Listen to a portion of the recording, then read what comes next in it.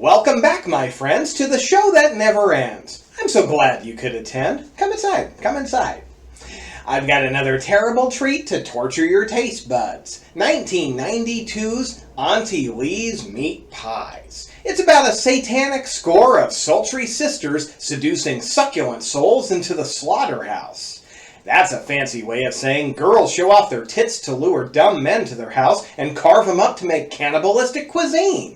And the best part is, it's a meat pie themed movie that isn't a Cockney musical, so we don't have to listen to community theater fanatics regurgitate Sondheim's ridiculous lyrics. By the sea, Mr. Todd, we could have a crumpet. By the sea, Mr. Todd, we could bang a strumpet. You and me, cup of tea, we could be alone in a shack where we screw and bone down by the sea. Sorry if you're a fan of musicals. I generally dislike them, mostly because the songs always feel like an excuse to pad the runtime. Why write 20 seconds of dialogue when we could have a cringy 6-minute song and dance routine? But I digress. So let's bake up that crumbly, buttery sleaze docket and see how delectable or disgusting the filling really is. We have 9 dead bodies, 9 cups blood, 6 naked breasts, but only after 70 goddamn minutes. Crispy, crunchy, tender, flaky opening credits. Tarantino trunk view cliche. Which feels weird saying since this movie came out the same year as Reservoir Dogs, but whatever. 1 booby-trapped pantry, 2 gunshots to the head, 1 hairpin to the skull, 1 decapitation, 1 chewed throat, 2 thumb-gouged eyes, 1 bludgeoning death, 1 hook to the throat, 1 garbage-disposed hand, 1 disgusting spittoon, 1 shadow shower show, snake statue molestation, snake statue impalement, repeated pool stabbings, and Petra Verkijk. Ooh. In a diaper? Ugh. Our movie begins with some Stanley Kubrick plagiarism, but the edible credits shift us to the soothing sounds of suicidal tendencies. But all I wanted was a Pepsi. A late model piece of shit comes rolling down the road when a nearby sniper shoots out the tire, forcing the driver to pull over. An angry pair of boots gets out and makes a very distinct scream. We get the Tarantino trunk shot when the driver finds there's no spare and he makes the very distinct scream again. A bloody hand reaches up in the back window, and I suppose that's the movie's way of telling us the driver is a bad dude. Another car comes down the road and the angry guy jumps out in front of it, forcing it to stop. Inside is a man of the cloth who offers him a ride. The priest tries to make small talk, but the bad dude is just angry at everything. Eventually, he pulls out a gun and tells the priest to pull over. The priest tries to calm the man down, but his sermon just reminds him of his drunk, abusive father. He shoots the priest in the head, which causes the car to crash. So he takes the priest's clothes and continues hitchhiking. Naturally, this anemic religious figure and the angry slab of meat wear the exact same size. A young lady in a convertible slows to pick him up, but then thinks better of the situation and hits the gas. Unfortunately, the bad dude is able to jump in before she gets away. He points the gun at her and forces Magnolia to pull over. He drags her out of the car and gives her a Chris Brown special, then has a pants-on dry hump or something, and rolls off. Magnolia then stabs him in the skull with her hairpin and loads him up in a body bag conveniently packed away next to a rather large and frilly rifle. Oh, it's the sniper from before.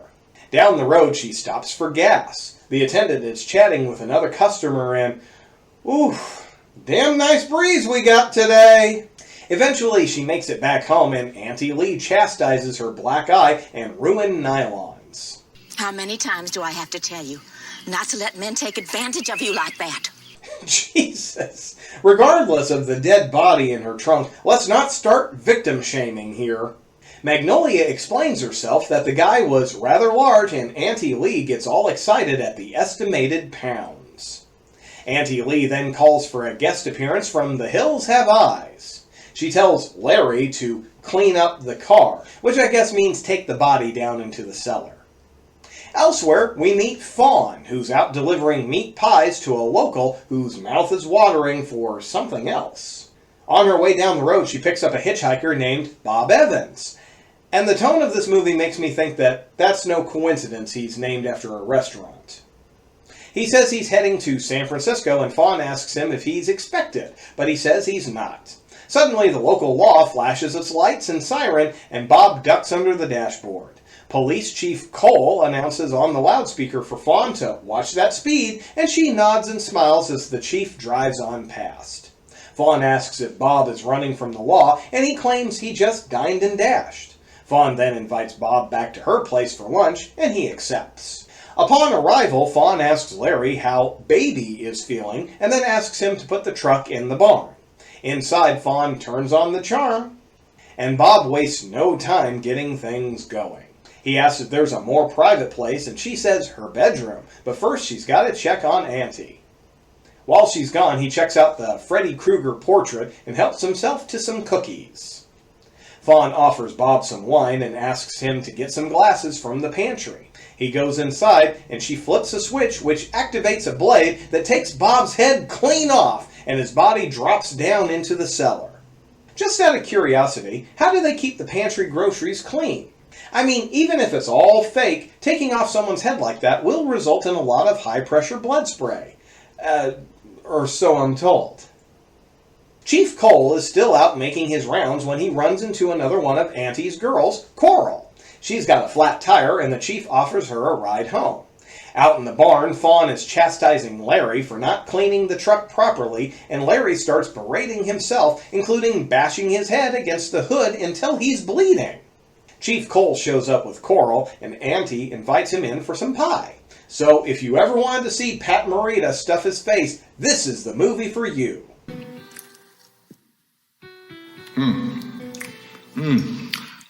Auntie Lee, I swear, you make the best meat pies I've ever tasted.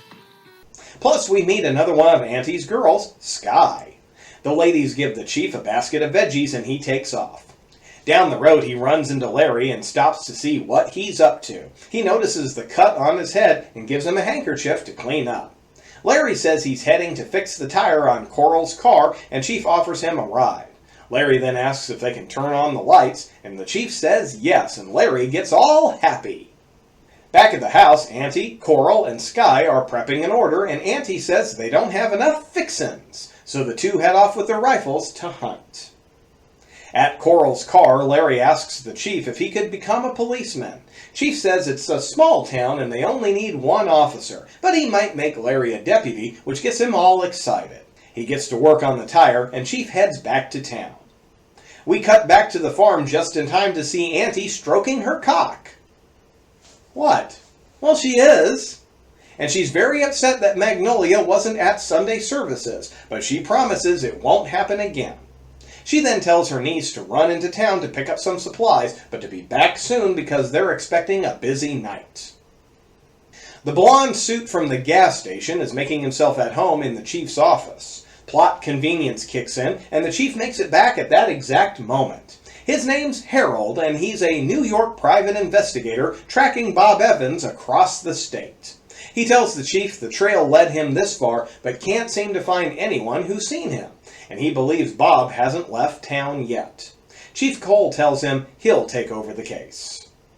Back at Coral's car, Larry is having another emotional situation, angrily shouting and ranting, eventually putting the spare tire in the passenger seat. "Why not the trunk?" he asked knowingly.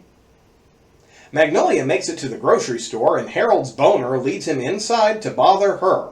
Outside, he shows her a photo of Bob and asks if she's seen him, but she, naturally, says no. She then seduces him with all the subtlety of a constipated wiener dog, but he says he has to stick to the case for now, and she drives off all dejected. Suddenly, a Green Day Ramones cover band comes tearing down the highway, and the girls decide that's their target. They shoot out a couple of tires, and the gang pulls over to make some outdated phone jokes when the girls show up. Ata! Ata! They invite the band to Auntie's place, which apparently is 3 feet from the car. Inside, Auntie makes a phone call to the local mechanic and says he can't be out till tomorrow morning because of an accident on the interstate. The girls all agree it'd sure be a shame if the boys had to stay out at their car. And we've got all those extra rooms. It'd be a crime, I do declare. You don't have to keep saying I do declare. Anytime you say something, it means you're declaring. That is the way Southern people talk. And what designing woman are you basing that on? Delta Buck, I do declare. Auntie then agrees that they can stay and even have a bath. Gotta make sure the meat is clean before butchering, you know. Magnolia goes through the Rolodex of their victims and finds Bob's name, confirming they've got potential trouble now that someone is looking for him. And you know what? I kind of appreciate this little detail. Showing a little bit of the killer's organizational skills is something I don't think we get enough of in horror movies. It's usually just chalked up to the killer's dumb luck as to why they haven't gotten caught yet. At the auto shop, Larry's loading up the fixed tire. Chief Cole shows up to help him when he finds a bag full of fleshy bones. Auntie and her nieces are giving all sorts of hospitality to the boys and suffering some really insipid conversation over meaty treats.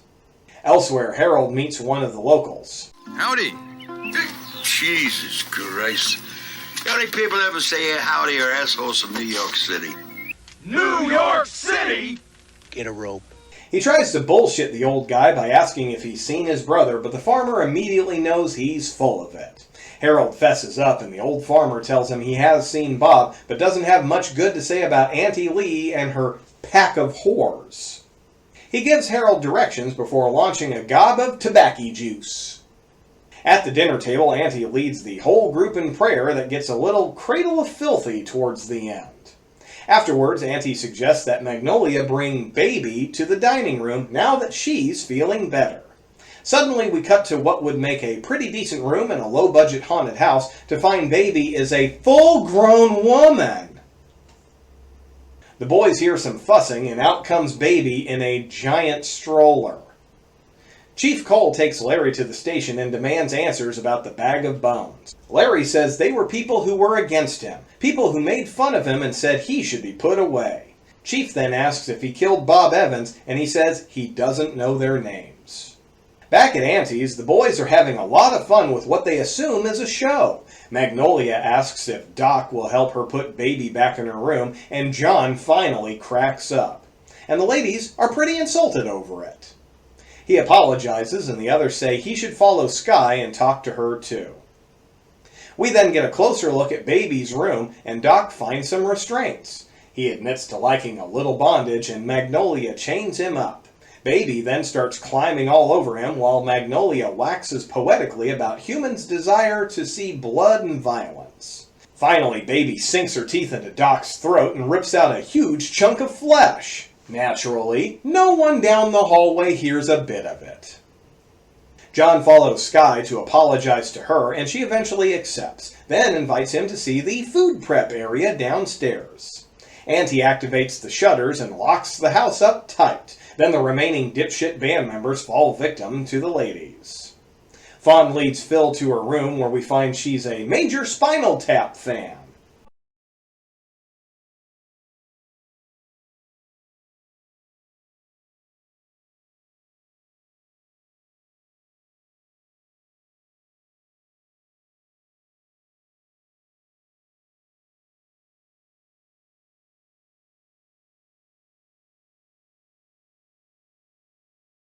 She then treats her boy to a peep show-style fake shower. Seems an unnecessarily elaborate setup for a butcher shop, but I'm just thrilled we're finally getting some skin. Now that he's good and throbbing, Fawn pounces, gouges out Phil's eyes, then hacks him with a knife.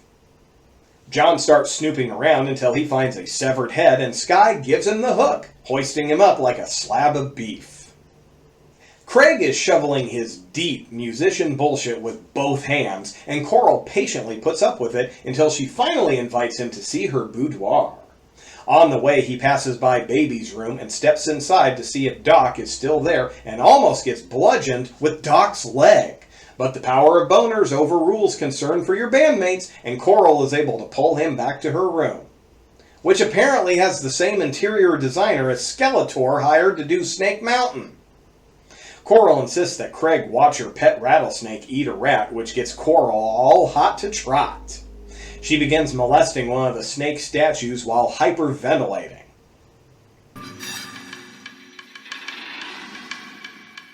Boy, I tell you, Oz really turned to shit in the last season, didn't it? Craig watches Coral dance around until he is impaled by the snake statue's fangs. Cut to the ladies in the kitchen prepping the newly acquired meat, only to be interrupted by the doorbell. Harold finally shows up and Magnolia brings him into the kitchen. Of course, he finds nothing suspicious about all the meat lying about and doesn't notice the cabinet full of hands. He explains that a witness saw Bob get picked up by Fawn.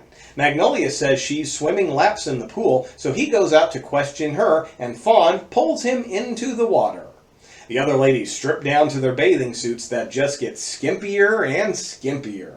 Ultimately, it ends with a four-way stabbing death. The girls pull knives and give him the old Julius Caesar until the pool water runs red with his blood. Auntie Lee tosses some ceremonial dust or whatever and chants her religious nonsense. But all I can think of is the poor pool filter system that's got to clean up that mess.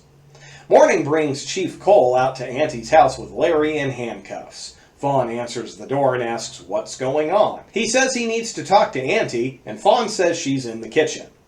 He tells Auntie that Larry's been killing people and keeping their bones in Coral's car. Auntie asks if it's true, and Cole says that Larry confessed to it all. Cole says he's going to have to turn the case over to the state police, and unfortunately he won't be able to keep Auntie's name out of the report.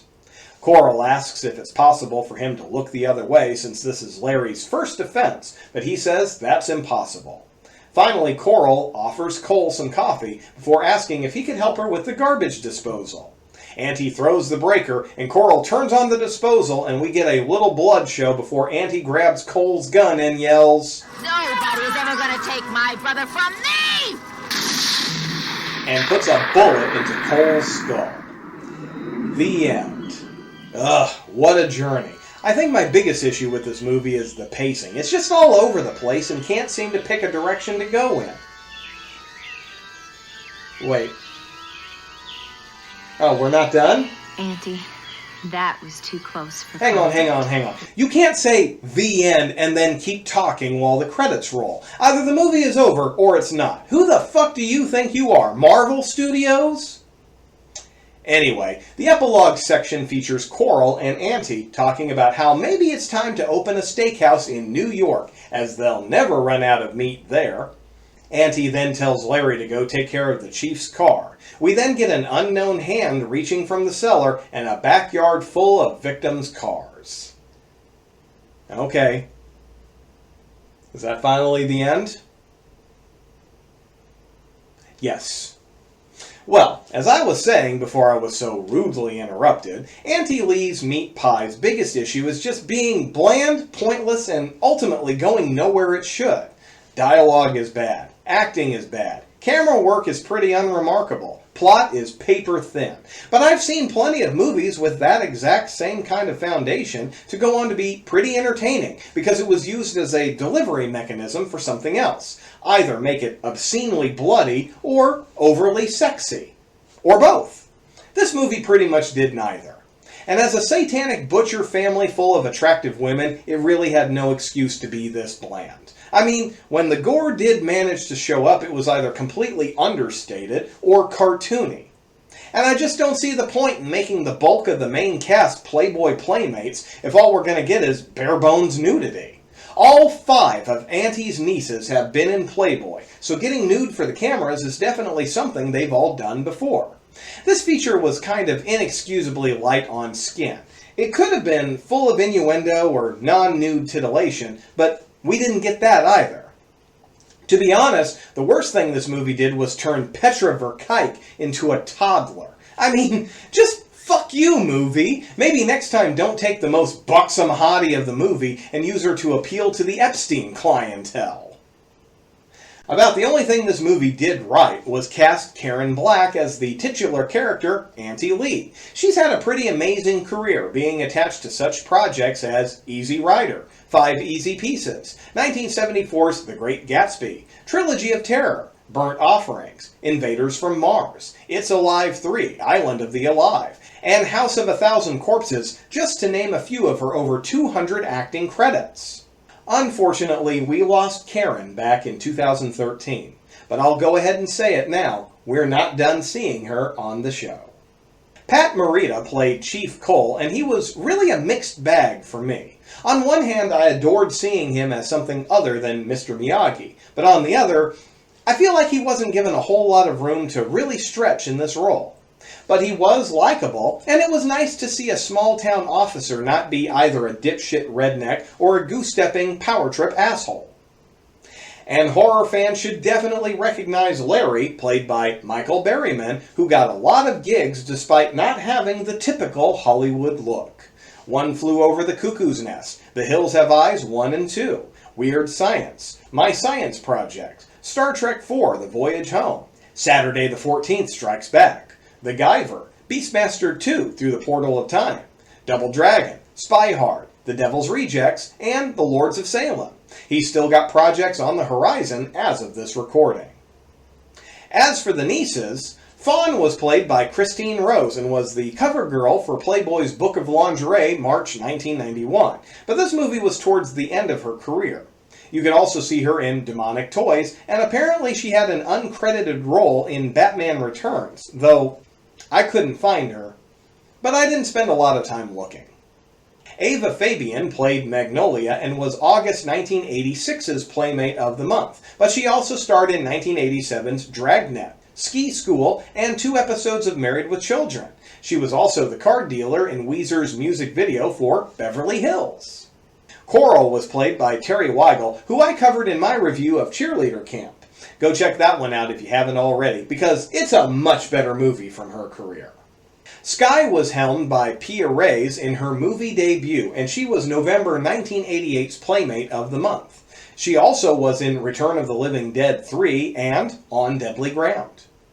And then there's Baby, played by Petra Verkuyt, December 1989's Playmate of the Month, who's had a very limited acting career. Uncredited in Love Potion No. 9, 1 episode of Married with Children, and Citizen Toxie, The Toxic Avenger 4. However, as of 2008, she has had more appearances in Playboy than any other centerfold model, which is why I'm so disappointed they did what they did in this one. I mean, seriously.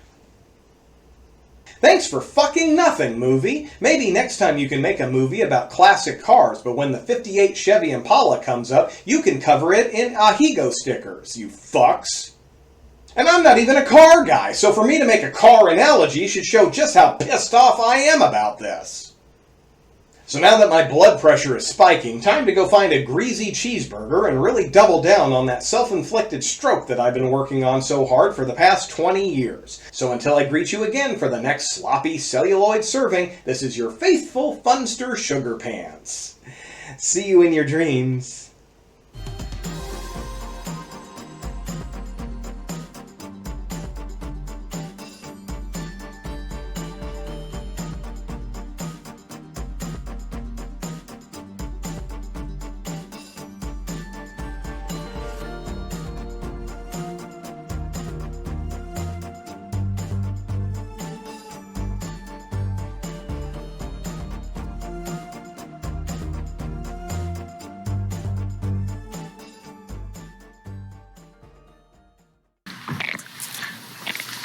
In the picture space, grind it once and grind it twice, and release me past. Oh, what you see now?